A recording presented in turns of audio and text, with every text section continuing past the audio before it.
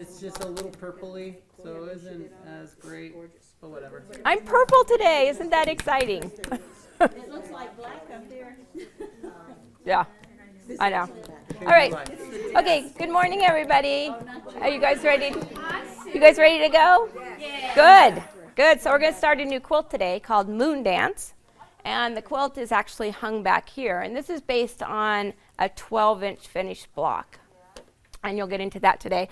But I've also made it in a 6-inch finished block that I want to show you. So I'll bring it out front. So they can see that your moon dance. Okay. Okay, so I'm moving. Oh, wow. So this is a 6-inch. Oh, wow. I like that. I do too. Now that's really cute. Isn't that fun? Now it doesn't have as much contrast as the one up on the wall, but I think it's fun. And these are all leftovers from a quilt that I made for my nephew and his new wife, Liz, who is best friends with BL's daughter. So anyway, but that's my leftover quilt. That's gorgeous. So don't throw anything away. And I think the quilting's really pretty on the back. Oh, yeah. Isn't it pretty? Amy did that too. Yeah. Beautiful. Yep. Hey, So isn't that fun? So would you guys be interested in getting the measurements for this as well? yeah. Okay. Well, you know, we want everything. You want everything, everything. Well, you're going to be amazed at how easy it is to make this quilt. It's really easy. It's only going to be 3 different kinds of blocks that we're going to do. And so today we're going to work on those 3 patches. And one of the patches is going to be this 4 patch, okay? The other patch we're going to do is this piece, triangle, square. And the 3rd patch we're going to do is this triangle and a square. And that's all there is to this quilt.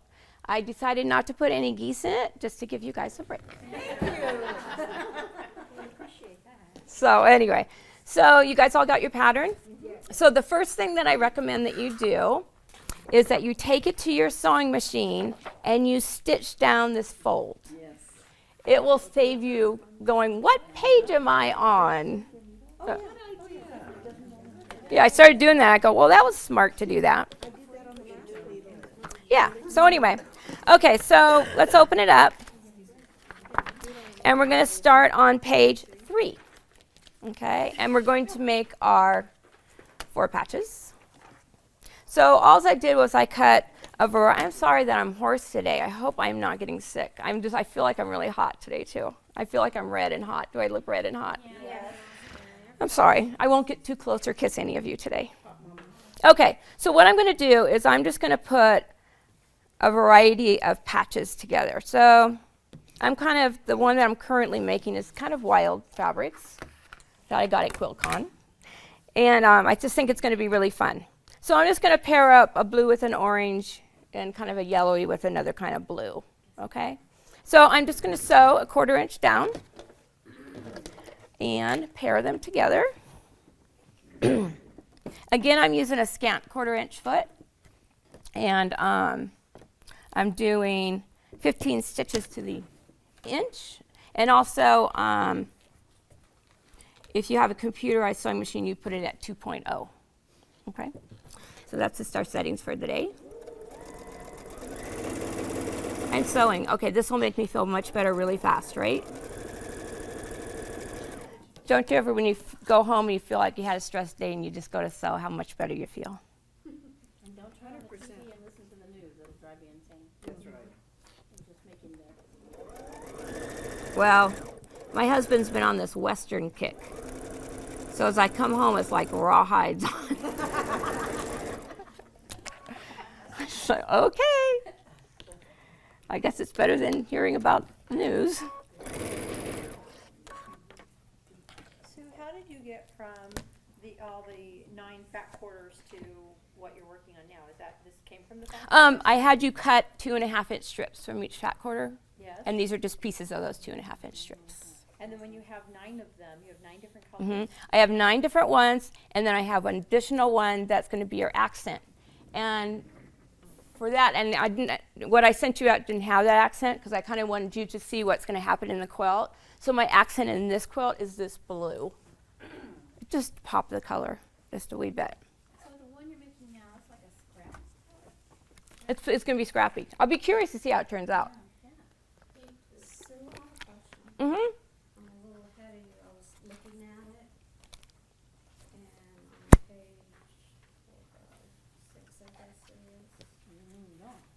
You are moving on.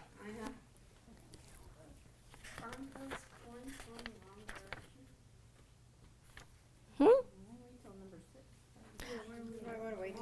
Yeah, no, I don't think so. I think they look okay. So anyway, I just sewed a couple of pairs together, and I'm going to take it over to the iron, and I'm going to press my seams so they go to the darker of my two fabrics. In this case, it's going to be blue. Yeah, you never know how your fabrics are going to interact until you just try it, right? Sometimes it's really good, and sometimes you just go, oh, well, that was a nice experiment. But I think this will be fun. I am steaming with respect. Yeah. Okay, so I'm just going to lay it down. On the first one I'm going to put down, I'm going to put the seam underneath so it's going down towards me. And the seam on top is going to be going up.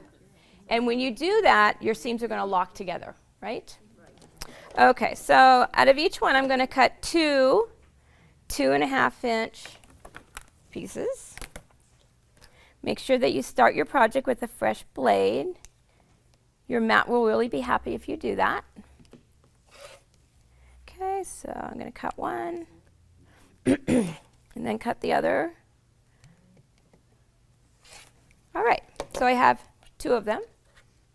And I had you cut your strips down into smaller pieces just so you can get more variety and mix and match more so that you can really switch up those 4 patches. Okay, so I'm going to take them over to the machine, and I'm going to start sewing with the seam on top going up, and I'm just going to sew the 1/4 inch going down. So using this easy.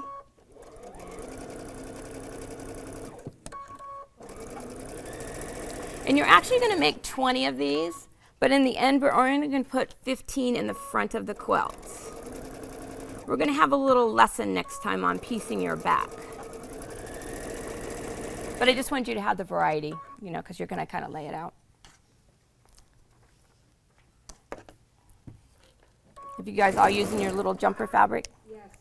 It's really nice, huh? Yes, it is. Okay, so all I'm going to do is I'm just going to put it face down, and then this seam is, this seam is sewn up and this is sewn down, so I want them all to swirl in a clockwise motion. So I'm just going to push this one this way and this one this way, and it's just going to pop open, and you're going to get a really cute little 4 patch in the middle. You guys should be really experienced at that by now, right? Pretty good. Swirl those seams. I think it's really nice. It really does lay flat. And then I'll just go back over to my iron, and I always iron from the right side of my fabrics.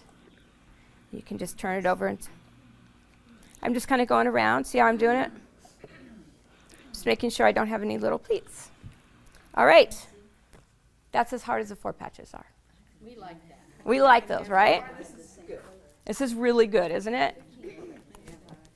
Okay. So the next thing we're going to do, I'm going to set that aside. And the next thing we're going to do is we're going to do our piece triangle squares. So I had you cut your background and part of your fat quarters to 5 by 10. And we're just going to put those fabrics right side together. And you're going to put your lightest one on top, because I'm going to mark it, and I want to make sure that you can see the marking, because it's easier to sew when you can see the marking. And I'm just going to use an identipin today, because I'm going to be cutting on that drawn line eventually. So the first thing I'm going to do is draw a line so I have 2 squares. You can see my 2 squares here. And then I'm going to put 1 diagonal line. Oh, my voice. Hello. 1 diagonal line in each one.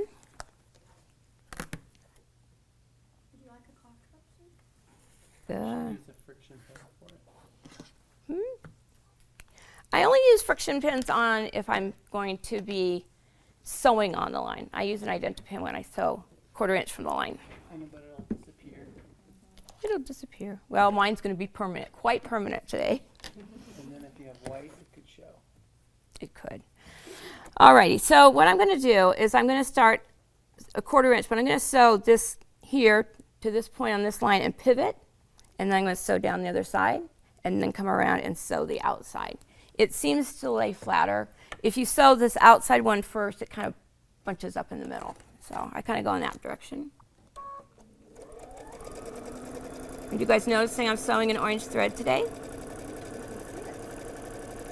It's because I'm going to show you a whole bunch of orange quilts later on today.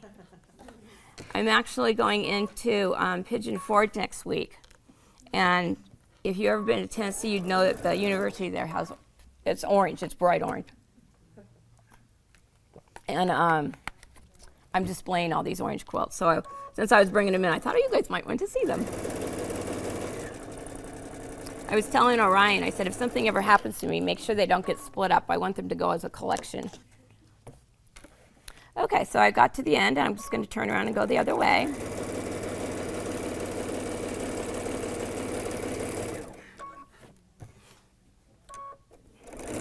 All right.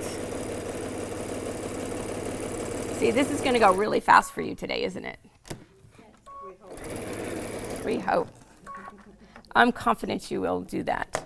Okay, so the next thing I'm going to do is I'm actually going to cut on all those drawn lines. So maybe I'll make them disappear so they won't show through, right? Okay, I always cut the vertical or horizontal lines first and then go do the diagonals because these are pretty much protected with the stitching. They don't have too much where to go. Okay, so I'm making 4 at a time. I was following along on the instructions.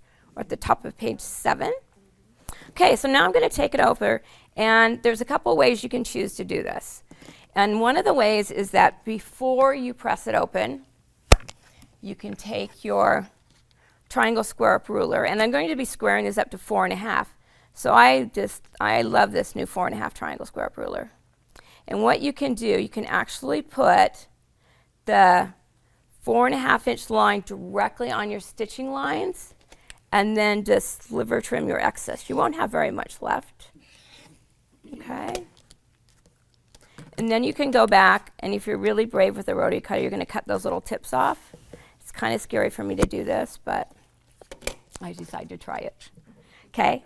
And then go over and press it open. A lot of times, however, though, I press them open and then I square them up.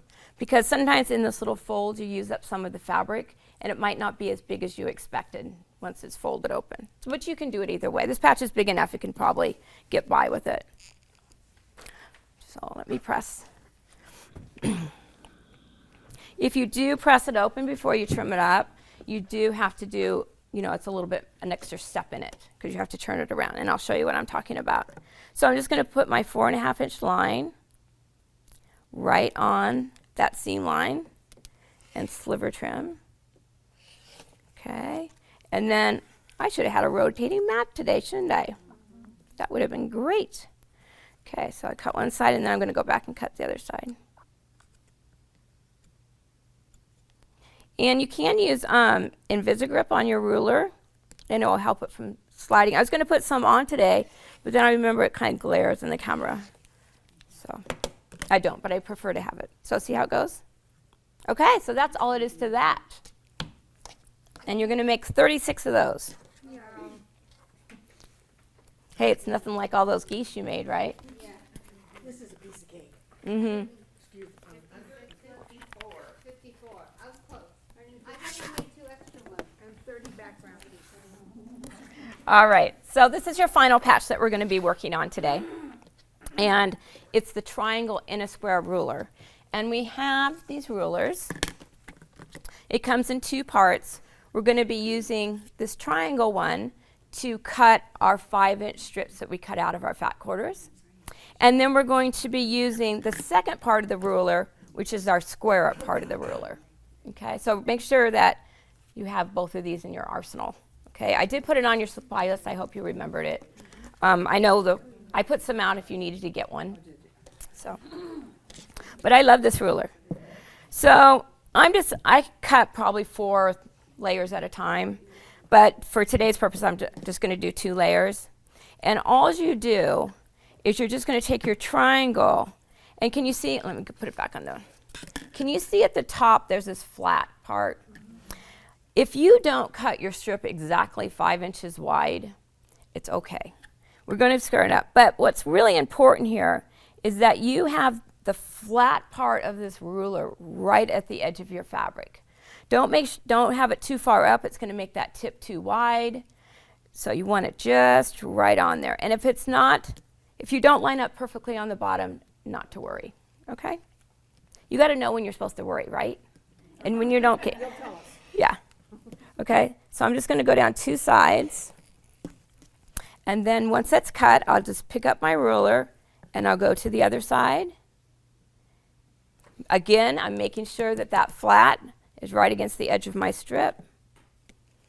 Okay, and you should be able to, out of your 15 inches, you should be able to get 4 triangles out of each color. I really like this fabric. I think it's fun. Okay.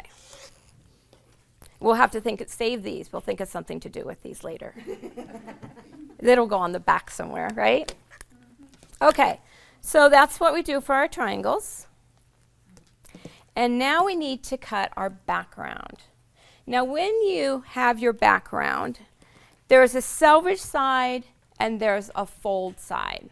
And I want to make sure that you keep it folded just like it came off the bolt. Okay, don't lay everything all out flat because we're going to make patches that are mirror image and we need to have it wrong sides together when we do this cutting. Okay, so I'm going to cut my selvage off first just to get rid of that. Are you guys into making projects out of your selvages? Yeah, I do. Oh my gosh, I started collecting those selvages. I have bags of selvages.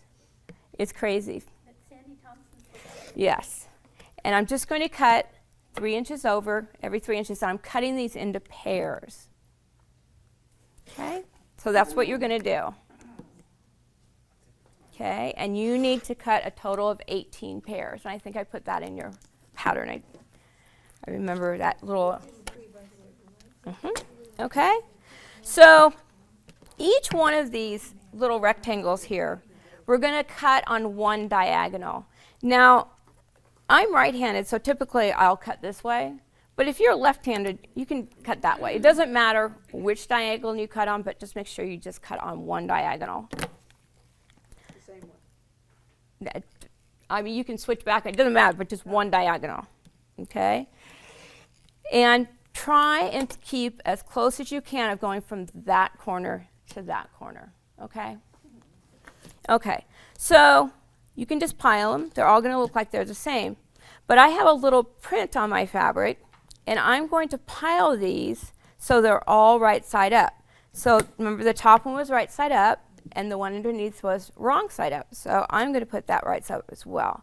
So can you see how I have that? And you're just going to continue to do that. So it doesn't matter if you stack them right sides together or wrong sides? It doesn't matter if you do that. But I just keep it like it comes off the bolt. Oh, okay. That's a good idea. Just so I remember to do that. Now, if you're using a solid fabric, you're going to really need to make sure that you methodically put your triangles on the left and the right to the left and the right, because you're going to end up with more. You can't tell which is the right or wrong sometimes, and you end up with more in one stack and less in the other stack. Okay? So now I'm going to reintroduce my triangles, okay, and they're going to go right in the middle. So I always like to get a good layout to see just how it's going to be pieced. But before I start sewing, I always take these background triangles on the right and I'll put them far, far away. Because it is very easy to be sewing a couple of these, accidentally pick one on the right, sew it on here. It gets all confusing. Okay? So I'm just going to take one of these triangles and one of these. And I am just going to flip this right. Pretend like you're reading a book. You know, you're in your English. It doesn't work Japanese because you go the other way. But English. And you're just going to turn the page right on over it. Okay? And when I do that, if you look at the top, can you see how there's like a little pyramid that sticks out? That's how you know that you have it lined up correctly. So when I start doing my 1/4 inch seam allowance, it should be like right at the other side of that pyramid. Okay, pretty close to that. And you're just going to sew all the way down. Okay? And as you're sewing that, if you have, you want me to look at just to make sure you have the right amount sticking out, just call me over and I'm happy to confirm it with you. How about that? Okay, and I'm just going to sew a couple of these. I'll sew an arrow in the background. Okay, again, I'm just turning the page.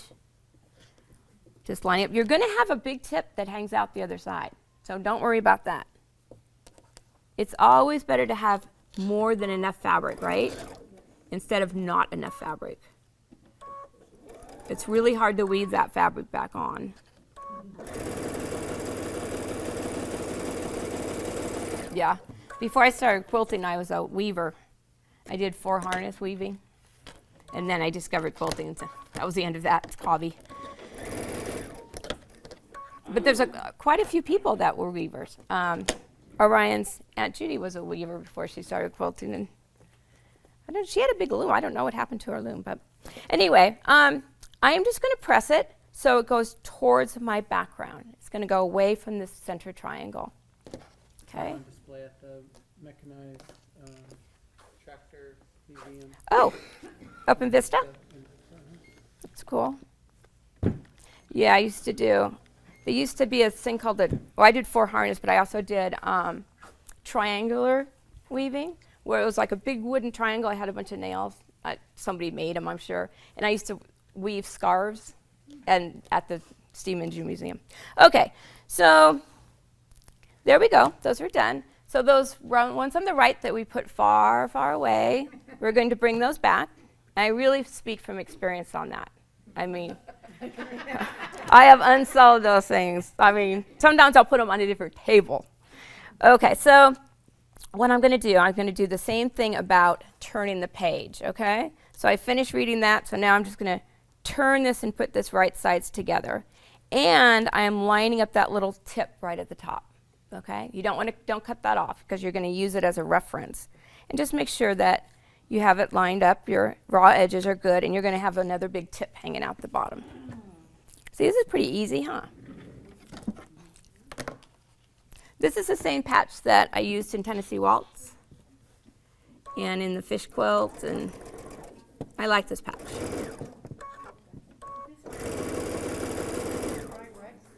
Yeah, there's some other tools out there that makes this same patch, but the difference between the Tri-Rex tool and what Quilt in a Day does is that they have a tool. When we had our rectangles, remember we had our rectangles and we just cut them? They have a tool to cut them. And I just made the rectangle the right size. And so I omitted that part of the tool, but then I added on the squaring up portion, which is what you're going to see right now, which I think is more valuable. Okay, so there's my seam. And I'm going to set that seam and I'm going to press it so it goes away from that center triangle. And you really want to make sure you don't have any pleats in there. Those pleats always come to haunt you, don't they? Mm-hmm. And once you get a pleat, it's really hard to get it out. But I'm sure you've never had that problem. Of course not. Okay, so here's my patch. And then we're going to take the ruler. And you notice on the ruler that it has 2 colors of ink. This big green one makes the 4.5 inch unfinished patch, and this one will make a 3.5 inch, the red. And today we're going to be doing the 4.5.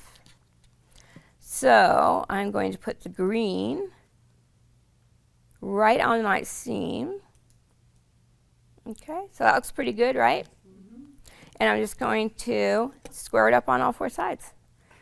And that's as hard as it gets.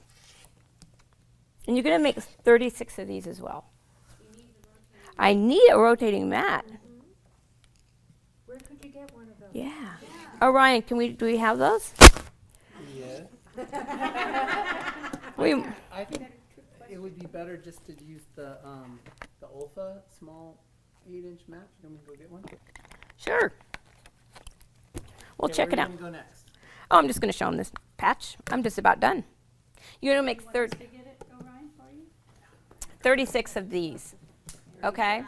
36 of those. That's all you need. Now, I know some of you like to go forward. And in anticipation of you guys liking to go forward, am I in the camera? Yes. Good. Okay, so I went, and after I had you did this, I just had them add in these pages of, we're going to assemble 9 of these shoe fly blocks. So once you get your patches done, you can see how to do that. We're going to do 4 of these little partial stars, and we're going to do 2 of those, okay? And so you can be all ready for when we come back next time. You'll be ready to put the quilt together, okay? So here's a little mat. Oh, this is a great little mat. Yeah, I think it's less expensive. There you go, works look the at that. same. And so you just would turn your whole mat around. Yeah. This is very convenient. Yeah. Good idea. Sold. How many, do you have enough in stock? Yes. Good. Everyone needs one. Everyone needs one. So anyway, that's really what it is. I mean, it looks like this whole curved quilt with curved piecing. It's not. It's just an illusion of curved piecing. So back to the 9 different colors, how are you incorporating your blocks? I'm into just, colors? because mine's all different colors. Are you saying, The pattern calls for the 9 different colors of whatever. oh, 9 different fat quarters? Yes. Okay. So you well, put those blocks together. In this case, I just used all reds, okay, and just mixed up my reds. Now, with this using me different fabric colors, it's going to look a lot scrappier. So when I go to make, for example, here's my shoe fly block, okay, I will take a different color for each one of those patches, okay? And then I remember I mentioned to mix and match up your 4 patches, so that's why you want to do that. And you don't have to get an accent piece, but I think it's really nice if you have a little accent. I think it really just adds a little fun. It gives that modern pop. It gives it that modern pop. Yeah, and so you can see that I really separated those out.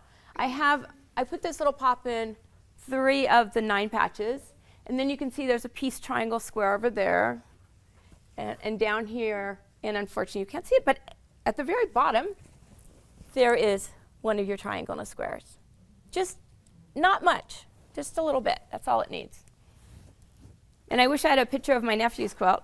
I used 2 colors of pop on that one. It was that yellow, but I used the blue and the red. Oh, I guess you can see it here. Can you see I had the 2 pops? Oh, yeah. Yeah. Oh. And I didn't really know I didn't really know Liz that well. I know her much better now. But I was asking my nieces, I said, well, what kind of quilt do you think Liz would like? And she said, anything that's yellow. So I just started collecting all these yellows, and they got married on Martha's Vineyard, and I walked into this little place. It's this little, I don't know if it's a town. It's called West Chop, but it's part of the island. I'd never been to Martha's Vineyard. It's very charming. And where they got married had these red chairs, and there was blue in there. I mean, I just went, oh my gosh, how did I know that? I had no clue. So, a little divine intervention, I think. So anyway, so that's all there is to that. So are we gonna do the other webinar? Mm-hmm. Can we do like a 15-minute interview? Uh-huh. session? Uh-huh. You wanna see Or- our quilts? Yeah, I said I'd do it at 11. Oh, 11? That's when I posted it. So we're all good? Yeah, we're all good. So is the camera still up, but I'm off, right? I wanted to show